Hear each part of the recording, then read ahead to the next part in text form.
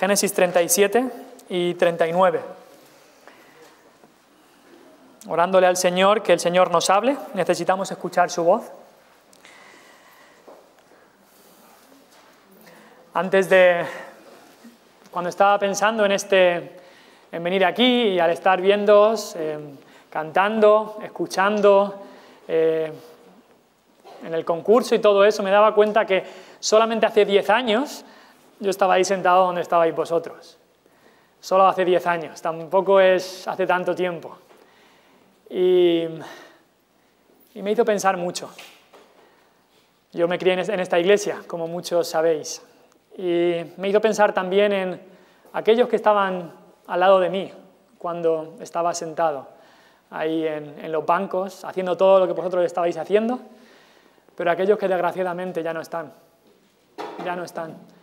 Están en el mundo, están alejados, en rebeldía contra Dios. Y lo que me hizo pensar es dónde estará su alma en la eternidad. Porque cuando ves el tiempo, ves ya 10 años que han pasado desde que yo estuve ahí donde estáis sentados vosotros, empiezas a ver que aquí estamos muy poco tiempo. Que aquí en este mundo estamos muy poco tiempo. Pensáis y por supuesto creéis y lo podéis pensar de que tenéis toda la vida por delante, pero estamos muy poco tiempo. Y lo que deberíamos vivir es para la eternidad. Para aquel lugar en el que estaremos por toda la eternidad, uno de 2 lugares, como la palabra de Dios nos dice. Ahora, la vida no es fácil. La vida no es fácil. La vida está llena de dificultades que tenemos que enfrentar y eso la vida en general, pero la vida cristiana tampoco es fácil. Hay obstáculos que hay que superar. La vida cristiana, que no te engañes, no es un lecho de rosas, no es todo un mundo de yuppie, mariposas, unicornios y terciopelo, ¿no? La vida cristiana es difícil. Habrá barreras que hay que enfrentar. En la Biblia se compara con una batalla sangrienta. Se compara con un peregrinaje, con una carrera maratoniana. No sé si alguno de vosotros ha hecho una maratón. Yo no sería capaz ni de hacer 5 o 10 kilómetros. Una maratón no sería capaz. Pero se compara con eso en la Biblia. Y la pregunta que nos hacemos es cómo debemos enfrentar aquellos problemas que van a llegar en nuestra vida. ¿Cómo los tenemos que enfrentar? Esa es una muy buena pregunta. Y hoy vamos a estar estudiando la vida de José. Mañana también en el culto, en el 36 aniversario de la Iglesia, seguiremos con la vida de José también, pero hoy queremos ver el capítulo 37 y 39 y tratar la vida de José, porque José es un gran ejemplo para el creyente, un gran ejemplo. Pero no queremos quedarnos en simplemente decir, tienes que ser como José, tienes que ser como José, pon tus ojos en José y vivirás una buena vida.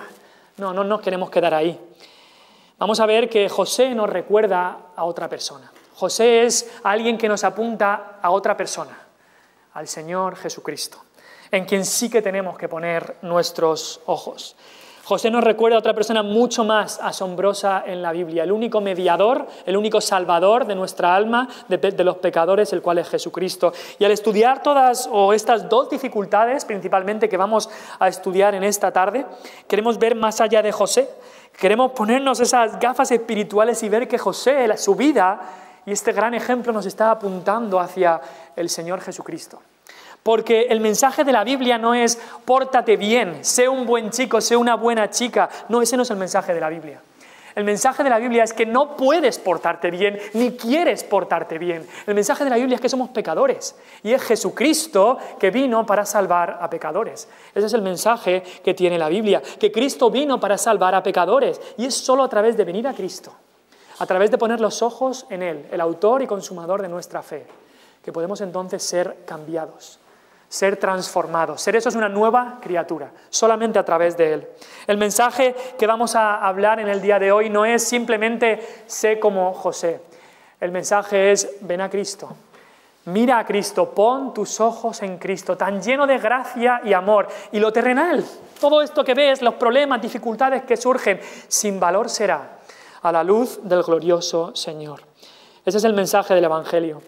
Hoy queremos ver cómo enfrentar los problemas de la vida con los ojos puestos en Jesús. Y al estudiar la vida de José, específicamente en estos 2 capítulos, queremos ver 2 problemas, 2 dificultades. Capítulo 37 vamos a ver cómo enfrentar las dificultades en el hogar, las dificultades familiares, con los ojos puestos en Jesús. Y en el capítulo 39 vamos a ver cómo enfrentar la tentación, y específicamente la tentación sexual, con los ojos puestos en Jesús.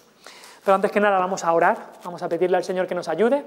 Sé que puede haber cansancio, puede haber distracciones, pero que por este tiempo podamos pedirle al Señor que nos ayude a concentrarnos en su palabra, a quitar todo lo demás y a escuchar su voz. Vamos a orar. Padre Celestial, venimos delante de ti, sabiendo que tú eres el Dios del cielo y de la tierra. Eres el Dios creador, eres el Dios que sostiene todo el universo. Y si es que cada uno de nosotros va a respirar un segundo más, es porque tú lo permites y porque tú lo quieres y porque tú nos sostienes. No hay nada que ocurra sin que tú lo controles, Padre. Tú eres el sustentador de todo. Tú haces que los astros, los planetas vayan al lugar que tienen que ir. Y Señor, más que nada, no solamente eres el creador y el sustentador, pero eres el redentor. Tú mandaste a tu Hijo hace 2000 años para salvar a pecadores como cada uno de nosotros. Y te pido, Padre, que cada joven que esté aquí, oh Señor, que ponga sus ojos en Cristo. Oh Señor, que tú toques su corazón, que tú transformes su vida. Oh Padre, ayúdame. Tú sabes la debilidad de mi carne, tú sabes la debilidad de mi cuerpo, tú sabes, Señor, mi mente, y ayúdame a no confiar en la carne, a no poner mi confianza en lo carnal y en lo terrenal, sino a depender de ti. Oh Padre, ayúdame a predicar en esta tarde como si fuera el último día de mi vida. Y ayúdame a predicar como si cada persona que esté aquí fuera el último día de su vida. Oh Padre, ayúdanos a tener esos valores eternos siempre en mente. Y pido todo esto en el nombre de Jesucristo. Amén. Hola, buenas tardes. Mi nombre es José y tengo 17 años, como quizá algunos de vosotros.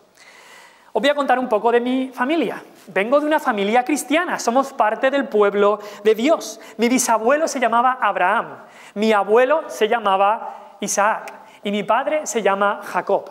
Y somos parte del pueblo de Dios y somos de los únicos que adoran al único Dios verdadero. Al menos eso aparentamos desde fuera, porque desde dentro la historia es otra. Si lo miro bien, os tengo que decir que mi familia es un desastre. Mi padre, aunque ama al Señor, en realidad es bastante mentiroso. Su nombre, Jacob, quiere decir engañador, mentiroso. Engañó a mi abuelo Isaac y engañó a mi tío Esaú 2 veces para conseguir los derechos de primogenitura y quedarse con más herencia. Pero también a él lo engañaron, a mi padre lo engañaron y mucho. Lo quiero un montón a mi padre, pero es un hombre con muchos defectos. Mi madre, quiero contar de mi madre, se llamaba Raquel. Y bueno, es una larga historia, porque en realidad, tengo una madre y tengo 3 madrastras. Sí, mi padre tiene 2 mujeres y 2 amantes, se puede decir. Mi madre por un tiempo creo que adoraba imágenes y ídolos. Incluso le robó los ídolos a su propio padre. Y bueno, ahora mismo ya no tengo madre. Mi madre falleció. Cuando mi hermano pequeñito nació, Benjamín, mi madre falleció. Así que no tengo madre y muchas veces me acuerdo de ella y desearía que siguiera viva. Mis hermanos son para dar de comer aparte. El mayor se llama Rubén, el primogénito, y debería ser pues el ejemplo de toda la familia, pero telita con mi hermano. Actúa por impulsos, lo que le da la gana hacer, eso hace. Y una vez se acostó con una de las amantes de mi padre. Y mi padre y él no tienen buena relación. Así que eso no va bien. Y luego los siguientes hermanos, segundo y el tercero, se llaman Simeón y Leví, pero también son complicados, son muy violentos y muy crueles. Incluso un día entraron en una ciudad y mataron a muchísimos hombres. Esos son mis hermanos, Simeón y Leví. Judá, el cuarto, un día abandonó la familia, se casó con una extranjera y formó una familia que también fue un desastre. Nada nuevo, ¿no?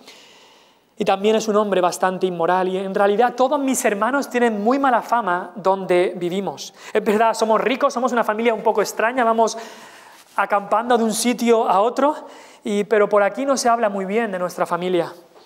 Y en realidad mi padre no hace mucho al respecto, es como que les deja a mis hermanos hacer lo que sea. Y se me olvidaba, tengo una hermana, Dina. Y bueno, más de lo mismo. Un día, al acabar una de nuestras mudanzas y llegar cerca de una nueva ciudad, ella pues decidió que quería conocer a las chicas de la ciudad y quería un poco de fiesta. Entró en esa ciudad y esa misma noche un joven de la ciudad la violó. Y después quería casarse con ella, pero eso fue algo horrible, una tragedia en nuestra familia. Sí, esa es mi familia. Esa es mi familia. Eso es lo que José, si estuviera aquí, nos podría decir de su familia. Llena de malos ejemplos. Desde el principio hasta el final, llena de malos ejemplos. Yo no sé cuál es tu familia. No sé cómo es tu familia. Quizá tú te has enfrentado a algo de esto en tu familia.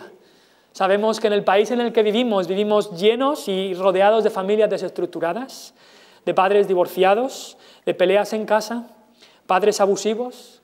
No lo sé cuál es tu familia, no sé cómo lo es. Pero lo normal para José hubiera sido seguir estos malos ejemplos de su familia. Pero José no permitió que el dicho de tal palo, tal astilla fuera real en su vida. José no permitió que los malos ejemplos de su familia le influyeran para mal. No los siguió. No utilizó estos malos ejemplos para decir, bueno, tengo excusa, me viene de familia, ¿no? No. Y no deberíamos hacerlo tampoco nosotros. Segundo problema que hubo en la familia de José fue el favoritismo. Habéis visto eso si habéis estudiado el capítulo 37. Nos dice el versículo 3 que amaba a Israel, Jacob, a José más que a todos sus hijos. La razón del favoritismo era una pregunta hoy. ¿Por qué lo tuvo en su vejez? A veces las razones para el favoritismo son tonterías, pero ahí está, lo tuvo en su vejez. ¿Y cómo demuestra ese favoritismo? Pues le hizo una túnica de muchos colores. La palabra para túnica, ahí en el original es cutonet, parece en valenciano o algo así, pero significaba una túnica que tenía unos colores que para entonces era muy difícil de comprar, le hubiera costado un ojo de la cara, una barbaridad le hubiera costado esa túnica. Y ahí se la dio a su hijo favorito, a José. Los otros hijos, imaginaos cómo estaban viendo a José con esa túnica. El padre se había gastado el dinero que quizá no tenían para esa túnica. Muchísimo dinero. Y eso creó muchos problemas en la familia, porque el favoritismo siempre hace daño.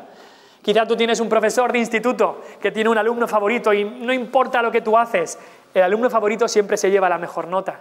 Quizá en el trabajo también ocurre algo así, pero sabes que cuánto más daño eso hace en la casa, en el hogar. Que no importa lo que tú hagas, pero siempre hay un hijo favorito. Eso hace mucho daño, pero ¿sabes qué? Dios no tiene favoritos entre su pueblo. Dios no tiene favoritos entre su pueblo. Tu Padre Celestial puede saber que Dios no hace acepción de personas. Todos somos iguales ante sus ojos. Todos los cristianos, todos los verdaderos hijos, somos iguales en Cristo. En Cristo. Había malos ejemplos y había favoritismo, pero había también odio. Nos dice el versículo 4, viendo a sus hermanos que su padre lo amaba más que a todos sus hermanos, le aborrecían. Le aborrecían, había odio verdadero. Le odiaban por el amor que le tenía el padre. El padre lo amaba y por eso lo odiaban. Y dicen que no podían hablarle pacíficamente. A la mínima que José decía algo ya estaba, tú cállate, tú qué vas a saber. Tú no tienes nada que decir aquí. Solo había reproches y rencor porque venía de un odio. La relación estaba rota por parte de ellos, pero no solamente por el amor del padre, también por los sueños que José tuvo, porque nos dice después que en el versículo 6, versículo 5, soñó José un sueño y ellos llegaron a aborrecerle más todavía, no solo porque le amaba Jacob, pero también por los sueños que había tenido. Ahora leemos que Dios le dio a José dos sueños, dos en particular, el de las espigas y el de las estrellas, el sol y la luna. Ahora, estos sueños era la manera que tenía Dios de revelar su voluntad en estos primeros tiempos. En Génesis no tenían una Biblia, Dios se revelaba por sueños. Así que Dios escogiera a José y no a otros para revelarle su voluntad, decía algo. Y por eso le tenían envidia, por sus sueños. No solo José era el escogido de su padre, pero también había sido el escogido de Dios para revelar estos sueños. Y por supuesto esto nos lleva también a Cristo, porque Cristo le odiaban por el amor que le tenía a su padre. Y a Cristo también le odiaba por las revelaciones que él traía. Por eso le odiaban a Cristo.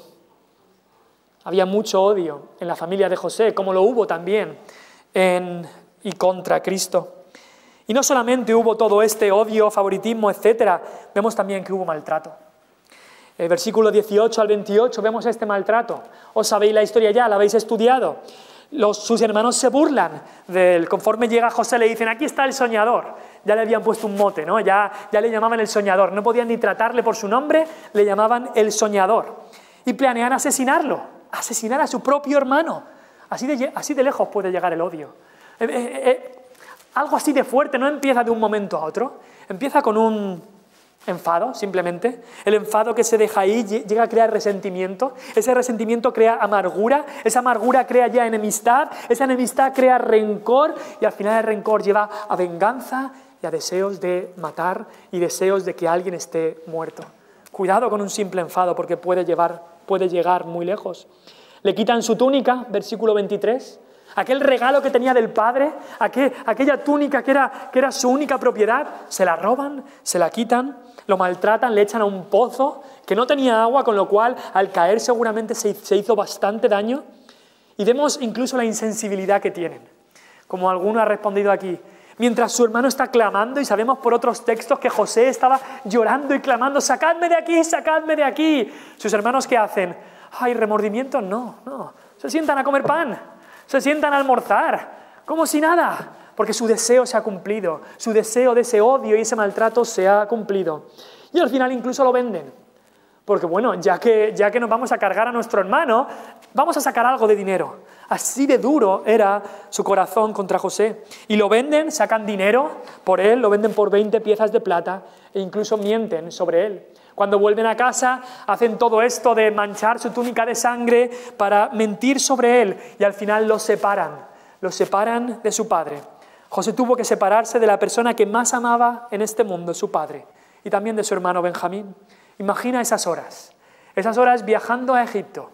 José sabiendo que lo más seguro nunca más va a ver a su padre. Siendo vendido como esclavo, lo ha perdido todo y ahí está yendo esas horas de viaje a Egipto. Y el capítulo 37 acaba así, ¿no? Unos hermanos con una túnica llena de sangre, una túnica manchada de sangre en manos de pecadores y un hijo amado siendo separado de su padre. ¿Os suena eso? Os suena eso porque eso es lo mismo que ocurrió en la cruz del Calvario. Unos hombres pecadores con una túnica llena de sangre y un hijo amado siendo separado del padre. Porque José... es una historia verídica, pero que nos apunta al gran José, a Jesucristo. A Jesucristo. Él fue burlado, como los hermanos se burlaban de José. Él fue burlado ahí en todo su sufrimiento, en todos sus años de ministerio y cuánto más en su pasión. Todos los fariseos y muchos querían asesinar y matar a Jesús y así ocurrió. Le quitaron su túnica y Cristo mismo sabía, la única propiedad terrenal que él tenía era su propia túnica. Lo maltrataron, fue azotado con 40 azotes romanos. La insensibilidad de los demás fue vista claramente allí en la cruz. Se reían, se burlaban de él mientras estaba en la cruz. Claro, Jesús también fue vendido por 30 piezas de plata, José por 20, él por 30. Y por supuesto mintieron sobre él y siguen mintiendo sobre él. Pero lo más grande que ocurrió en la cruz es esa separación. El Padre tuvo que dar la espalda porque Cristo en esa cruz, aparte de todo el sufrimiento físico, estaba sufriendo la ira de Dios. La ira que tú y yo merecías, que tú y yo merecíamos, la sufrió en la cruz. El infierno que tú y yo merecíamos por nuestro pecado, Cristo lo sufrió en la cruz. Y porque Él cargó el pecado por nosotros, el Padre tuvo que desampararlo. Y por eso Cristo clamó en la cruz, Dios mío, ¿por qué me has desamparado? Separado del Padre, y tú y yo, pecadores, con su túnica cargada de sangre. Por eso dijeron en la cruz, y por eso dijeron a Pilato, su sangre sea sobre nosotros y sobre nuestros hijos. Y así, ¿por qué Cristo murió en la cruz? Por culpa tuya y por culpa mía, por nuestro pecado en lo que clavó a Cristo en la cruz. Y hasta que no tengas una comprensión de lo que es la gravedad del pecado, no vas a entender por qué Cristo murió en la cruz. Pensarás, como muchos, que es un ejemplo de amor, que Cristo murió en la cruz. Claro que es un ejemplo de amor, pero es mucho más. Un ejemplo de amor no salva al perdido. Que Cristo muriera en la cruz era una transacción que se estaba haciendo. Era la justicia de Dios que se estaba proclamando allí. Era que Él estaba pagando realmente por el pecado y sufriendo el castigo y la culpa que tú y yo merecíamos, sufriendo el infierno por ti y por mí. Así que piensa en Cristo cuando leas de José. Porque toda la Biblia nos apunta a Cristo. Toda la Biblia nos apunta a Él. Cristo tuvo que separarse de su Padre en ese peor momento. Ahora, ¿cómo José aguantó todo esto? ¿Cómo es que José aguantó todo eso? Porque se sostuvo como viendo al invisible, porque se agarró de aquel que nunca le iba a fallar. Sus hermanos le habían fallado, su padre incluso le había fallado, todos le habían fallado, pero ¿quién nunca le iba a fallar? Su Dios que nunca le iba a fallar. Así que ¿cómo enfrentó estas dificultades en la familia? Grandes dificultades. Yo creo que ninguno de nosotros ha sufrido tanto en su familia como sufrió José. ¿Cómo enfrentó estas dificultades?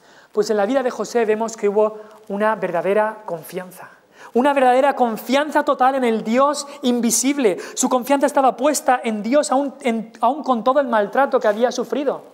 En todas estas dificultades nunca escuchamos ni una sola palabra mala de José, ni una venganza, ni decir cuando se alejaba, ya os la pagaré. No hubo nada de eso. Él tenía sus ojos puestos en Jesús, sus ojos puestos en su Dios, que todo lo hace bien. En un Dios soberano que nunca se equivoca. No es que esta situación se le había escapado a Dios, José sabía que no. Si Dios había permitido esto, sería por algo. Es más, en Génesis 45, José le dice a sus hermanos, no me enviasteis vosotros aquí, no me enviasteis acá vosotros, sino Dios. Pero ellos le habían vendido, ellos le habían maltratado, ellos le habían echado al pozo. Pero José decía, no erais vosotros, Dios es el que estaba orquestando todo eso para que yo viniera a Egipto. Porque Dios quería que José estuviera en Egipto. Incluso José les dice, vosotros pensasteis mal contra mí, es verdad. Sus hermanos eran responsables del mal que habían hecho. Pero dice José, mas Dios lo encaminó a bien. Y eso es lo mismo que dice el apóstol Pablo en Romanos 8.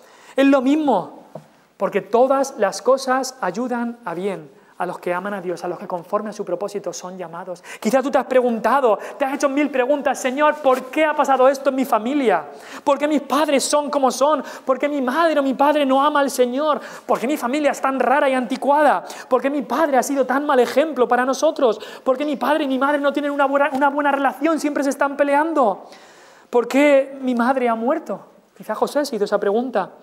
¿Por qué mi padre lo hace todo tan difícil poniéndome como favorito? ¿Por qué me han hecho tanto daño en mi hogar?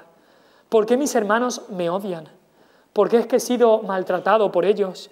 ¿Por qué mi propia familia me roba lo único que yo tengo? ¿Por qué es que mi familia dice mentiras sobre mí? Yo no sé lo que es tu familia, yo no sé cuál es tu trasfondo, pero quizá alguna de estas preguntas te las has llegado a hacer en algún momento.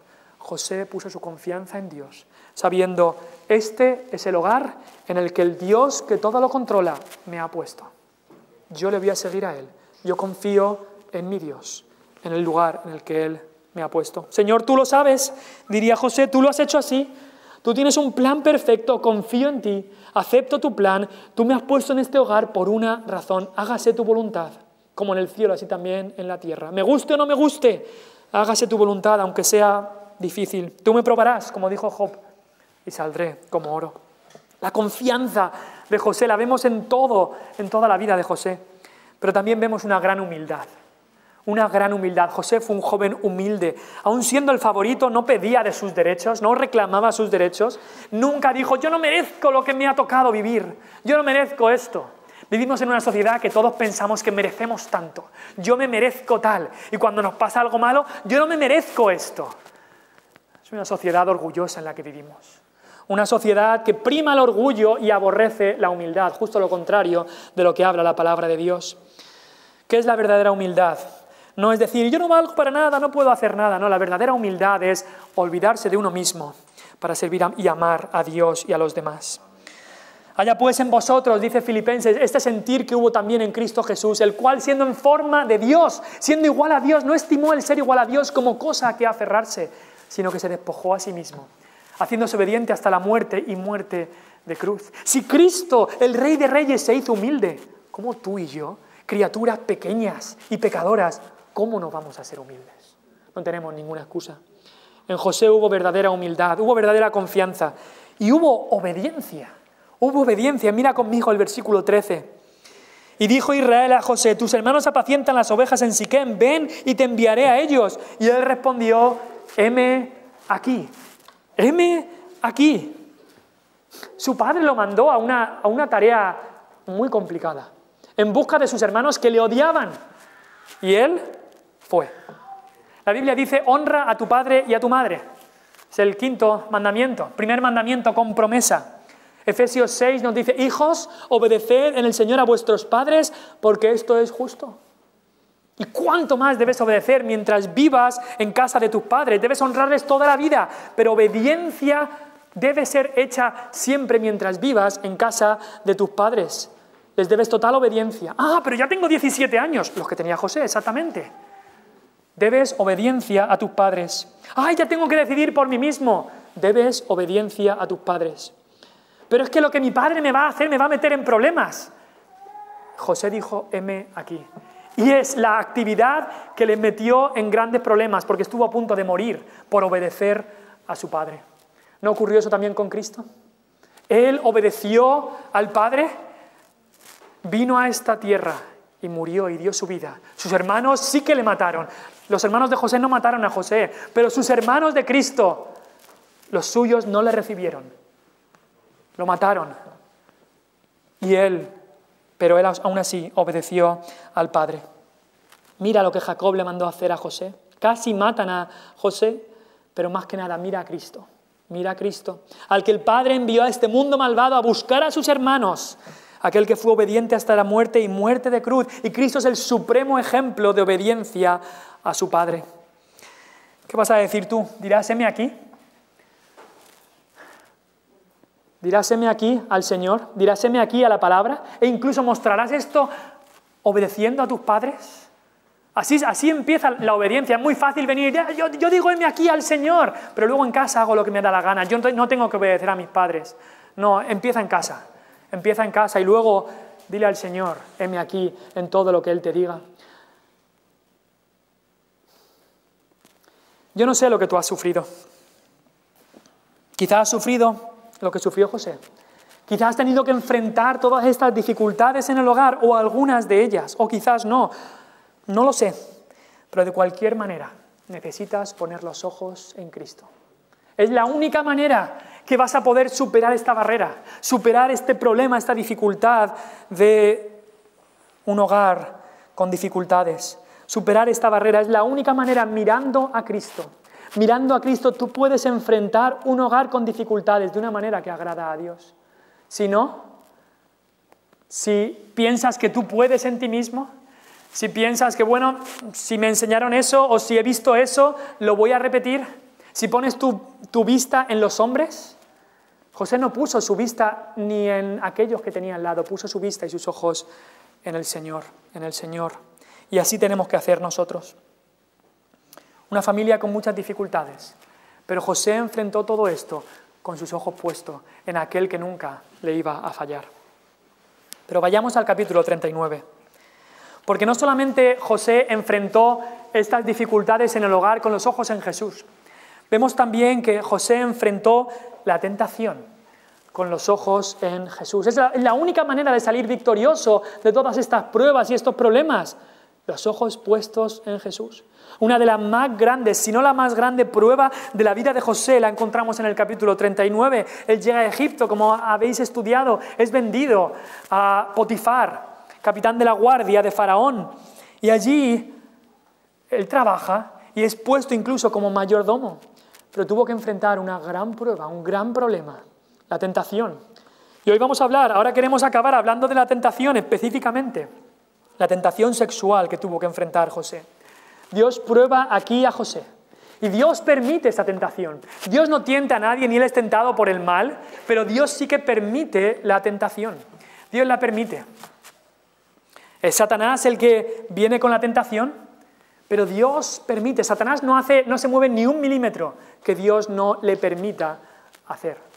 Y así Dios permitió esta tentación para fortalecer y probar a José. Y su caso, el caso de José, me gustaría decir, bueno, estas cosas ocurrían hace 3000 años, pero estas tentaciones ya no ocurren ahora. Pero me estaría equivocando grandemente. No puede ser más relevante para nosotros en el siglo XXI. Estos problemas siempre han ocurrido, pero ahora incluso se acrecenta muchísimo más. Vamos a ver cómo llega la tentación, cómo debemos enfrentar esa tentación y lo que ocurre después de la tentación. Y sé que vosotros estáis siendo atacados y bombardeados en nuestro país con todo este tipo de tentaciones. La confusión es máxima. Leí algunas de las estadísticas que me duelen en el corazón. Me duelen en el corazón las estadísticas que voy a decir, pero las voy a decir. La edad media en España para tener la primera relación sexual es de unos 15 años. A los 10 años es la media de edad en la que menores comienzan a consumir pornografía en nuestro país. 30% de todo el contenido de Internet, 30% de todo el contenido es pornográfico. 1 de cada 3 menores de edad, entre 14 y 15 años, asegura ver pornografía online demasiadas veces. Y no es de sorprender que tengamos tantos adolescentes con crisis grandísimas, con depresiones, ansiedades, confundidos, deprimidos, con todo tipo de problemas, crisis de identidad, ya no saben ni qué son, ni qué hacen aquí, ni para qué sirven, ni qué son. Esa es la tragedia que está viviendo nuestro país y que vosotros estáis teniendo que enfrentar y vivir. Esa es la tragedia de un país y de una sociedad en nuestro país que rechaza el patrón de la Biblia. Y se está destruyendo la base misma de cualquier sociedad, que es la familia.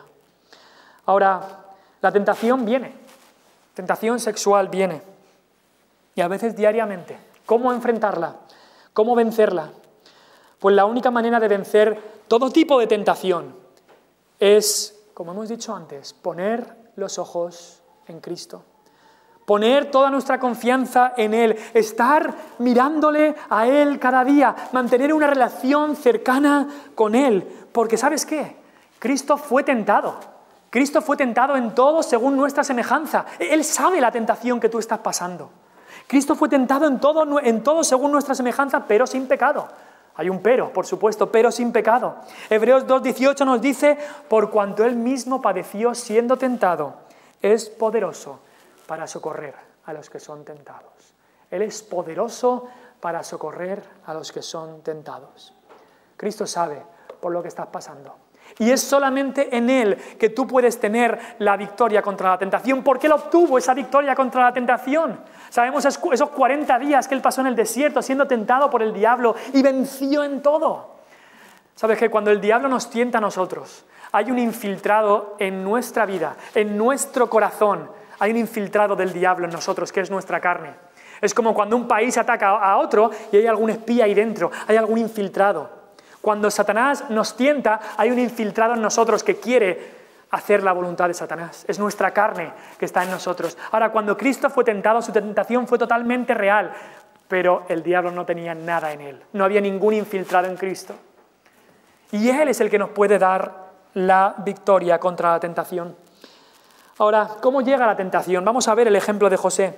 Esta tentación llegó en prosperidad. Mira el del versículo 2 al 6. Vio su amo que Jehová estaba con él. Todo lo que le hacía, Jehová lo hacía prosperar de su mano. Le iban las cosas bien a José. Él trabajaba y todo iba bien. Era un chaval que era trabajador, responsable, diligente y las cosas le fueron bien. El trabajo prosperaba cuando José lo hacía y cuando José lo organizaba. Y eso Potifar se fijó y lo puso como mayordomo. Las cosas le iban bien. ¿Y sabes qué? Cuando las cosas te van bien, Satanás es cuando prepara todo su ataque. Porque cuando las cosas te van bien, el orgullo te sube a la cabeza. Y todo va bien. Y qué bien me va. Y mira, estoy yendo a la iglesia más que antes. Y hoy he leído un capítulo de la Biblia. Incluso en el trabajo me han dicho que me van a ascender. Todo me va bien. Y entonces Satanás dice, ah, sí. Y entonces ataca. Porque cuando el orgullo viene, entonces estás preparado para recibir esa tentación. El que piense estar firme, mire que no caiga. Y podríamos decir incluso, y el que piensa que está firme, cuidado, porque está a puntísimo de caer. Cuando hay prosperidad aparente, nos lleva al orgullo, y el orgullo siempre va antes que la caída. Proverbios 16-18 dice que antes de la caída, antes del tropezón, antes de caer y rendirse a la tentación, viene la altivez de espíritu. La altivez de espíritu siempre conduce a caer en la tentación. Una tentación en la prosperidad, porque Satanás sabe dónde atacar y dónde vas a caer. También una tentación que viene a través del atractivo exterior, versículo 6. ¿Cómo vino esta tentación? Dice el versículo 6, y era José de hermoso semblante y bella presencia. Guapetón, como alguno ha dicho, era guapo, era atractivo, era también agradable. No solo guapo y atractivo, sino que era un chaval que es que daba gusto estar con ese chaval. Agradable, sabía cómo hablar, sabía cómo socializar con la gente. Y dice ahí que la mujer de su amo puso sus ojos en José. Ella estaba casada, por supuesto, pero le comenzó a gustar físicamente José. Puso sus ojos en José. La Biblia nos dice que si alguno mira a alguien y lo codicia en su corazón, si un hombre mira a una mujer y la codicia en su corazón, ya adulteró con ella en su corazón. ¿Y sabes qué? La belleza física no siempre es una ventaja. La belleza física no siempre es una ventaja. Para José no lo fue. Le fue un problema. A veces la belleza física, ¿sabes qué? Te puede traer un montón de buitres, un montón de gente que solo se fija en lo físico. Como ha dicho un pastor, una joya preciosa atrae a los más expertos joyeros, pero también a los ladrones más rastreros. ¿Eso pasa? ¿A que sí? Pues cuidado con dar toda la importancia a la belleza física. Y especialmente chicas, cuidado, porque muchos se van a acercar con ninguna buena intención. Dice Proverbios, engañosa es la gracia y vana la hermosura. Vana es, ¿qué se pasa? Vana la hermosura.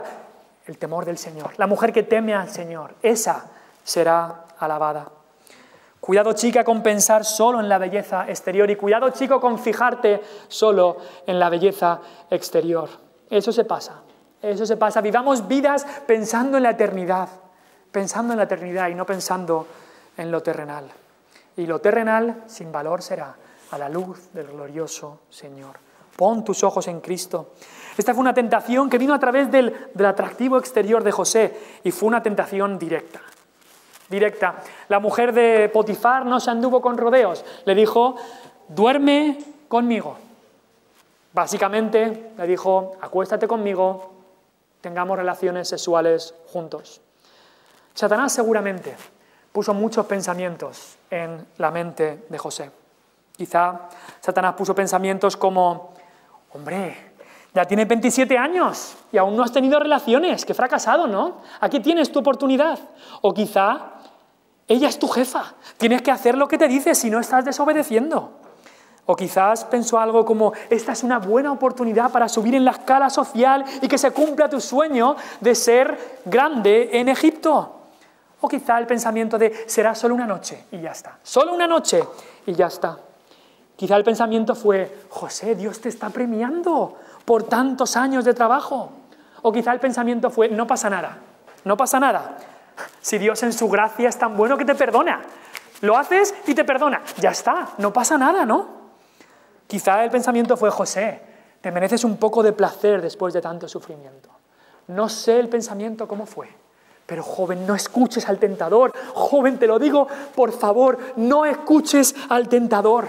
A veces viene a nuestra mente con todo tipo de pensamientos y excusas, pero Cristo es más poderoso. Pon en tu mente la palabra de Cristo, mora en abundancia en vosotros, dice el mismo Señor Jesucristo. La palabra de Cristo more. ¿Qué es lo que hizo Cristo para vencer a la tentación? Escrito está. Así dice la palabra de Dios. O sea, la única manera que tienes, la única esperanza que tienes es devuélvele la palabra de Dios. Devuélvele la palabra de Dios. Esta tentación fue directa, pero fue también una tentación secreta. Porque Satanás es muy astuto. No quiere que todo el mundo lo vea, no quiere que todo el mundo lo sepa. Quiere que lo hagas en secreto, en secreto. Nos dice ahí que ella le dijo un día que no había nadie, un día que todo el mundo se había ido. Nadie se va a enterar, José. Nadie se va a enterar, José. Esto lo hacía todo más difícil de soportar. Y piensa en José, incluso alejado de su padre y de su familia. Nadie lo va a saber. Tu padre está ahí a 1000 kilómetros. ¿Quién se va a enterar? Esto hacía todo mucho más difícil. ¿Cuántas veces ocurre así, no? Hijos que salen de casa y como están lejos de sus padres piensan, aquí nadie me ve. Esto es secreto. Nadie lo va a saber. Y lo peor de la tentación vino en un momento. Se nos dice ahí que no había nadie de los de la casa allí. Versículo 11. No había nadie más en casa, solo la señora de Potifar y José. Tú y yo solitos, José, aquí en casa. Jóvenes, mucho cuidado, jóvenes. Mucho cuidado. Mucho cuidado, jóvenes. Y cuidado con estar a solas, con alguien del sexo opuesto, en una casa, a solas. Ay, pero no va a pasar nada, es mi novia y yo, mi novio y yo vamos a ver una peli en casa, no hay nadie, vamos a ver una peli y ya está. Y luego cada uno a su casa. Mucho cuidado, no eres tan fuerte como crees. Mucho cuidado, jóvenes. Quien piense estar firme, mire que no caiga. El pecado te quiere atrapar, huye de la tentación. Esta tentación fue constante y creciente, nos dice ahí, hablando ella a José cada día. No fue un día, no fue una cosa que sufrió una tentación, la tentación es constante y cada día más fuerte, y cada día más fuerte. Esta mujer estaba obsesionada con José, era una mujer malvada, por supuesto que sí. Y cada día le venía. Así la tentación de pesada. No pienses que por decirle que no una vez, ya está. No, la tentación es pesada y continúa. Satanás es muy astuto y muchas veces no te va a tentar directamente con esa tentación más grande, no, va poco a poco. Te va echando esas miguitas. No pasa nada con una amiguita, vas poco a poco y cada vez más grande y entonces te pillan la jaula. Entonces te pillan la jaula donde no hay salida. Cuidado, cuidado. Quizá empieza en los ojos. Muchas veces la tentación empieza, como decía Juan Buñan, en los ojos, en la puerta de los ojos, mirando algo. Bueno, yo estaba mirando esta serie y salió una escena de sexo, pero bueno, al principio yo la paso, pero la siguiente vez que la ves, ya no la pasas, ¿para qué? Y ya la ves. Y la siguiente vez ya te pones a ver una serie que sabes que va a salir todo esto y no tienes ningún problema porque ya la has visto tantas veces y te vas acostumbrando y Satanás te va agarrando y agarrando y agarrando. Es algo constante hasta que al final llegas a algo que nunca habías pensado, pero así Satanás te tiene pillado. Y la tentación funciona de esta manera. Cuanto más inclinación tienes hacia ese pecado, menos esfuerzo tiene que hacer Satanás. Ya te tiene ahí. A la gente del mundo Satanás incluso ni los tiene que tentar porque ya los tiene en sus manos. Pero con el creyente, mucho cuidado con darle un dedo a la tentación, porque Satanás vendrá, Satanás te agarrará y entonces será muy difícil soltarte. Esta tentación a José cada vez fue una tentación más fuerte. Que nuestra oración sea, Señor, no nos metas en tentación, mas líbranos del mal. No solo nuestra oración, sino nuestra acción sea, no me quiero meter en tentación, líbrame, Señor, del mal. Eso es cómo llega la tentación, pero ¿cómo podemos enfrentar la tentación victoriosamente? Cristo le dijo a sus discípulos, velad y orad. Muchos no tenéis ni idea, desgraciadamente ni idea de lo que es eso. ¿Velad y orad? Eso sí, antes de comer yo oro, sí. No, eso no es velad y orad. Velad y orad es pasar tiempo delante de Dios pidiéndole su ayuda para vencer la tentación. ¿Alguna vez has hecho eso? ¿Has pasado tiempo, minutos, horas delante de Dios pidiéndole que Él te dé la victoria sobre algún pecado? Velad y orad para que no entréis en tentación. El espíritu, la verdad, está dispuesto, pero la carne es débil. ¿Cómo resistir la tentación? ¿Cómo enfrentarnos a ella? Primero necesitas una visión correcta del pecado. Necesitas una visión correcta del pecado. José sabía claramente lo que era pecado y lo que no era pecado. Por eso le dice, tú eres su mujer. Tú eres su mujer. Nada de amor libre, nada de, una aventura de un día. Tú eres su mujer, no me perteneces a mí, le perteneces a tu marido. No me importa lo que digan, no me importa lo que hagan otros. Tú eres su mujer. Sabía que era bueno, sabía que era malo. Conocía la ley de Dios. Muchos son engañados en el día de hoy porque no conocen la ley de Dios y quizá es que no conocen a Dios. José conocía la ley de Dios. ¿Qué es pecado? Pecado es todo pensamiento, palabra y acción que rompa la ley de Dios. Por eso debes conocer su ley. Vivimos en un mundo que dice, todo es relativo, ¿no? No hay malo ni bueno, todo es relativo según lo mires. Y si hay amor, todo vale, ¿no? Si hay amor, todo vale. No puedes decir que eso está bien o que eso está mal. ¿Qué hay de malo en el sexo fuera del matrimonio? Si hay amor, y claro, el amor para ellos es simplemente deseo y ya está.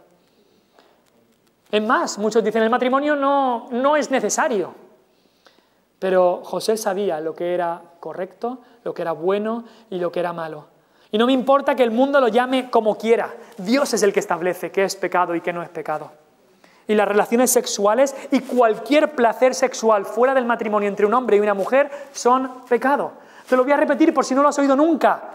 Que las relaciones sexuales y cualquier placer sexual fuera del matrimonio entre un hombre y una mujer son pecado.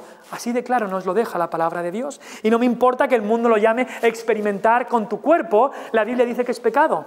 No me importa que el mundo lo llame conoceros bien para después casaros, la Biblia lo llama fornicación. No me importa cómo llame el mundo las cosas y los nombres nuevos que le pueda dar y ingeniosos. La Biblia dice lo que es pecado y lo que no es pecado. Y José lo dice claramente. ¿Cómo cometería esta gran maldad? ¿Cómo pues haría yo este grande mal? No dice este mal, dice grande mal. ¿Por qué? Porque estos pecados son muy aborrecibles delante de Dios. Y estos pecados llevan unas consecuencias tremendas. Unas consecuencias tremendas. Proverbios 6:27, dice ahí el sabio Salomón: ¿tomará el hombre fuego en su seno sin que sus vestidos ardan?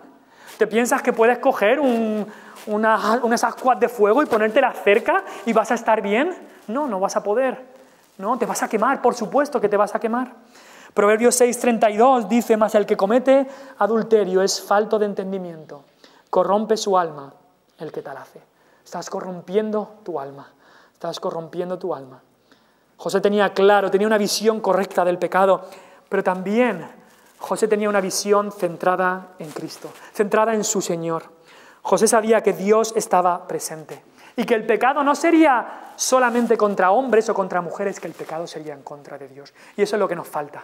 Eso es lo que nos falta, vivir vidas en la presencia de Dios. Había profetas como Elías en el Antiguo Testamento que decía: vive Jehová en cuya presencia estoy.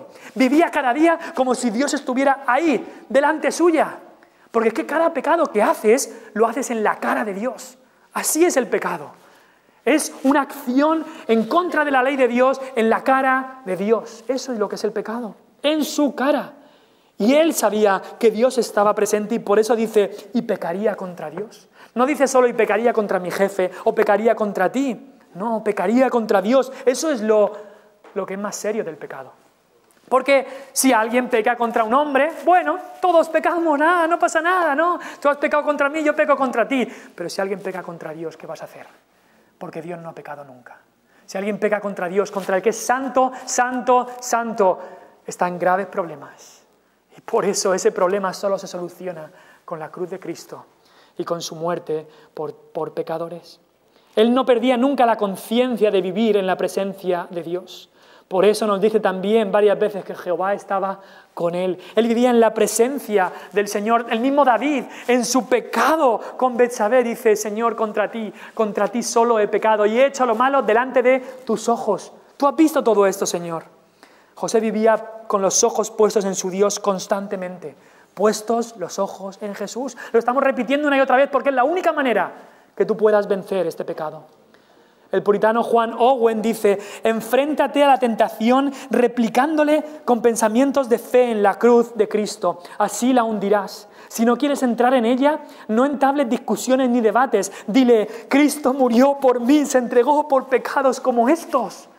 Es la única manera de ganar, la única manera de vencer la tentación. Cristo murió por mí. Joven, especialmente los chicos, cuando entren en tu mente pensamientos que sabes que no son buenos, cuando todas esas quizá fantasías, cosas malignas entren en tu mente, lleva tu mente a la cruz de Cristo. Lleva tu mente a Cristo, el que es puro, el que no tiene pecado. Lleva tu mente a la cruz de Cristo y así podrás vencer esos pensamientos. Porque si tú dejas esos pensamientos impuros, esos pensamientos de fornicación en tu mente, al final te van a controlar. Todo empieza aquí, todo empieza aquí. El pecado no empieza en el acto, el pecado empieza aquí. Controla tus pensamientos, llévalos a la cruz de Cristo. Piensa en lo que Él hizo por ti. Piensa en su pureza, en el Cordero de Dios sin pecado. Piensa en que Él murió ahí en la cruz por esos pecados que tú estás cometiendo. Y así vence a la tentación. Tenía una visión correcta del pecado, una visión centrada en Cristo. Y una visión también, una reacción también correcta ante el pecado. ¿Cómo reaccionó José? Pues lo podemos resumir en 3 frases. Primero él dijo: no quiero, no quiero. versículo 8 y 9. Y él no quiso. No quiso, lo dejó bien claro desde el principio, y eso es importante porque cuando tú das esperanzas, porque cuando tú dices no sé, porque cuando tú dices a lo mejor, entonces el pecado te va a agarrar bien. Déjalo claro desde el principio, no quiero. No fue ambiguo, no fue quizás, no fue a lo mejor, no quiero. Y como cristianos debemos dejar eso claro. En cualquier situación, no dar falsas esperanzas al pecado. ¿Saben en tu clase? ¿Saben en tu trabajo que eres cristiano? ¿Saben los que te rodean que tú no vas a hacer lo que ellos van a hacer? ¿Tú no vas a ver lo que ellos van a hacer, lo que ellos van a ver? ¿Tú no vas a escuchar lo que ellos van a escuchar? ¿Lo saben? Porque si no lo saben, ya estás dando esperanzas, ya estás dando lugar a que sea más fácil que la tentación llegue. Pero no solamente dijo no quiero, versículo 10 nos dice que él dijo no te voy a escuchar. Dice versículo 10, hablando de ella José cada día y no escuchándola a él. No te voy a escuchar, tentación. No te voy a escuchar, me voy a pensar en otra cosa, voy a hacer todo lo que sea para no escuchar la voz de la tentación. Cierra tus ojos, apaga la tele, quita el móvil, saca lo que tengas que hacer para no escuchar a la tentación. Y en último lugar, lo que tuvo que hacer José es decir, me voy. Me voy. No solamente dijo, no quiero y no te voy a escuchar, pero dijo, me voy, ya está, huyo. Versículo 12, final dice, y huyó y salió. Y huyó y salió. Joven, huye. Lo acabamos de cantar y suena tan bonito en una canción. Huye cuando veas a la tentación venir. Qué bonito, ¿no? Pero es lo que debemos hacer y lo que muchas veces no hacemos. Quizá esta noche mismo vas a llegar a tu casa, vas a enchufar la tele, vas a salir ahí lo que no debe salir. Y tú te vas a plantar ahí, a verlo todo completo. Huye, huye, joven, huye. José, cuando vio la última tentación, este punto cúlmine de la tentación, ella incluso le agarró, no había nadie en casa, salió corriendo. Y joven, en ocasiones toca salir corriendo. Hay ciertos pecados que la Biblia dice, resiste al diablo. Estad firmes contra las acechanzas del diablo. Pero hay otros ciertos pecados que la Biblia dice, huye, sal corriendo, no intentes resistir, vete, porque tu vida está en juego. Porque tu vida está en juego. Dice 1 Corintios 6, 18, huid de la fornicación. Huid. No dice resistid, dice huid. Y huid es salir corriendo. La Biblia nos manda a huir. Y huir muchas veces significa cortar por lo sano. Significa que vas a quedar mal. Cristo dijo, si tu ojo te es ocasión de caer, sácalo de ti. Sácalo de ti. Mejor entrar en el cielo con un ojo solo que teniendo dos ojos ser echado en el infierno. Y quizá hay cosas que tengas que arrancar de tu vida. Sabemos que el ojo no es lo que en realidad es maligno y traiga la tentación, pero quizá hay cosas que tengas que quitar de tu vida aunque duele. Quizás es una red social que te hace caer, entonces quítatela si no puedes controlarlo. Quizá es la televisión, Netflix, las películas o lo que sea. Quizá el ordenador, pues quítatelo. Mejor es entrar al cielo sin red social, sin ordenador, sin móvil, teniendo todo eso ser echado en el infierno. Quizá es una relación con una persona, un amigo, una amiga, un novio, una novia. Quizá es eso lo que tienes que quitar. Sabes que te está llevando a caer. Sabes que te está llevando a caer en el pecado sexual. Huye, extírpalo, saca aquello que te hace caer. Serán decisiones drásticas, pero ¿sabes qué? Y quiero que te quedes con esto. Mata al pecado o el pecado te matará a ti. Mata al pecado o el pecado te matará a ti. No vale medias tintas, no vale, bueno, vamos a entablar una conversación, a ver si yo pongo un poco y tú pones un poco y nos quedamos. No. Mata al pecado o el pecado te matará a ti. Quizás, joven, es el momento en que pidas ayuda a tu pastor, a alguien maduro en la fe, pedir ayuda para poder vencer a la tentación. Yo no sé lo que estás cayendo, yo no sé tu situación, joven, Dios sí que la sabe. ¿Has caído en algo de esto, joven? ¿En estos pecados? Hay perdón, sí, hay perdón para ti. Hay perdón para ti. Pon tus ojos en Cristo, tan lleno de gracia y amor. Sí, la gracia de Dios perdona y limpia de cualquier pecado. No hay pecado tan grande que no pueda perdonar el Señor Jesucristo. Pero la gracia no es una excusa para el pecado. Cuidado con decir, Dios me perdona, pues puedo continuar en mi pecado. Porque estos pecados son serios, son graves y te llevarán a cada día estar más atrapado hasta no poder salir. Cuidado, tú no puedes contra la tentación y no tienes que seguir cayendo porque Cristo venció la tentación para ti, por ti, entrégale tu vida. Huye, huye, hemos dicho, huye, huye porque Satanás te quiere destruir, pero huye al refugio donde puedas acudir, huye a los brazos de Jesús, huye de la mujer de Potifar a los brazos de Jesús. Eso es cómo enfrentar la tentación. Ahora, ¿qué va a pasar después de la tentación? Va a haber problemas. No pensemos que cuando venza la tentación ya todo es victoria, todo es color de rosa. ¿Por qué? Porque va a haber represalias por el mundo, porque al mundo le parece cosa extraña que no andemos en la disolución y en el desenfreno de pecado que ellos viven. Y van a decirnos de todo. Ay, yo no voy a ver esa película porque está llena de sexo. Ay, ¿te vas a meter a monja o qué? Madre mía, qué persona. Ah, yo no voy a ir a ese lugar. Pero si es divertido, aguafiestas que eres. Ay, yo quiero llegar virgen al matrimonio. ¡Ja! Eres prehistórico, retrógrado. Te van a decir de todo. Pero ¿sabes qué? Te dicen eso porque en el fondo sus conciencias les están reprendiendo. Y puede ser que sufra lo que sufrió José. ¿Qué le pasó a José después de vencer la tentación? Vino Potifar y lo puso como jefe de la casa, le dijo a su mujer que muy mal y... No. Le fue peor a José después de vencer la tentación. Y decimos, ¿por qué? Porque muchas veces Dios lo quiere así. José sufrió mentiras. Un joven puro, trabajador, disciplinado y honesto fue acusado de violador. Y algunos creyeron a la mujer de Potifar. Y tú y yo puede ser que seamos acusados de falsedades. Digan mentiras sobre nosotros. Pero no importa lo que el mundo diga de mí. No me importa lo que el mundo diga de mí. Lo que me importa es lo que mi Dios diga de mí. Eso es lo que realmente me importa. Lo que el mundo diga, allá ellos. Dice la Biblia, bienaventurados sois cuando por mi causa os vituperen y os persigan y digan toda clase de mal contra vosotros mintiendo. Mientras sea mentira lo que dice, bienaventurados sois aunque os vituperen y os persigan cuando digan mentiras sobre vosotros. Lo que te debe importar es lo que Dios piensa de ti. Sufrió mentiras y sufrió pérdidas. Tenía todo ahí en la casa de Potifar. Todo, era el mayordomo y ahora lo perdió todo. Todo lo que tenía por una mentira de esta mujer. José estuvo dispuesto a perder su fama, a perder sus posesiones, a perder su trabajo, a perder su libertad, antes que a perder su alma. Escucha eso. Estuvo dispuesto a perderlo todo, porque su alma, su relación con Dios era mucho más importante. Y quizá a ti te echen del trabajo por ser fiel a Dios, quizá tu familia te rechazará por ser fiel a Dios, como en el mundo musulmán muchas familias rechazan a la gente que se convierte, eso pasa todos los días. Quizá perderás un aumento de sueldo, sufrirás pérdidas, pero tendrás el aprobado del Señor y eso es lo que realmente importa. Sufrirás pérdidas y represalias del mundo, pero no solamente hay represalias, hay recompensas por parte de Dios.